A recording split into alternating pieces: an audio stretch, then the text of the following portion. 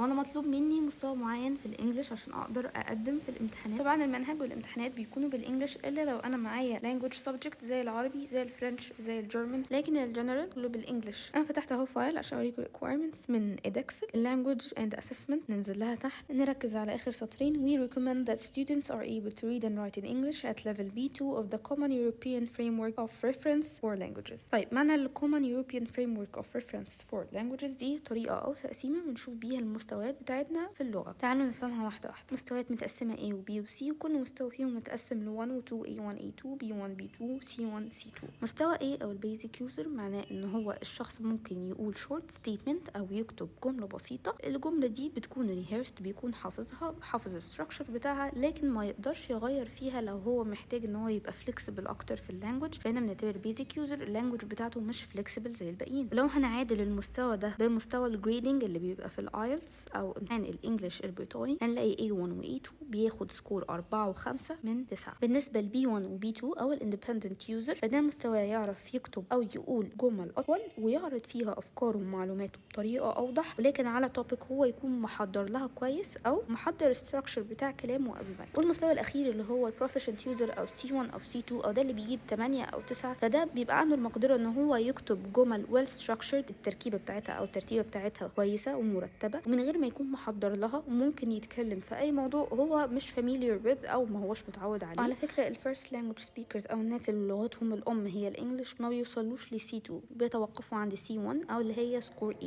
الا لو هو انسان متدرب ومحضر كويس جدا ان يكون الليفل بتاع البروفيشنسي بتاعه عالي. كده تاني احنا مستوانا المفروض يكون B2. اليومين دول اي حد بيستعمل الانجليش بصفة يومية او درس الانجليش في المدرسة هتلاقوا ان مستواه بيوصل لحد B1. فمع المذاكرة مع التمرين مع الاطلاع ان احنا ندرب اللغة بتاعتنا هنلاقي ان احنا مستوانا بيقدر يوصل لحد B2. ولو انا لسه مش متأكدة عايزة اعرف المستوى بتاعي عامل ازاي، في طرق كتير ممكن نعرف بيها مستوانا، وانا هديلكوا طريقة منهم في الفيديو. هنروح ننزل تطبيق اسمه انجلش سكور بريتش كونسل. ده تطبيق تبع بريتش كونسل، عبارة عن امتحان انجلش هتعملوه وهطلع لكم مستواكم. وخدوا بالكم الامتحان ده بيطلب منكم ان الكاميرا تبقى مفتوحة. الفيديو اللي جاي مش بتاعي، بس هو التطبيق فكرته ان انتوا لما تعملوا تسجيل هيديلكوا 3 امتحانات، واحد vocabulary، تاني reading، التالت هيكون listening. مفيش امتحان speaking في التطبيق ده.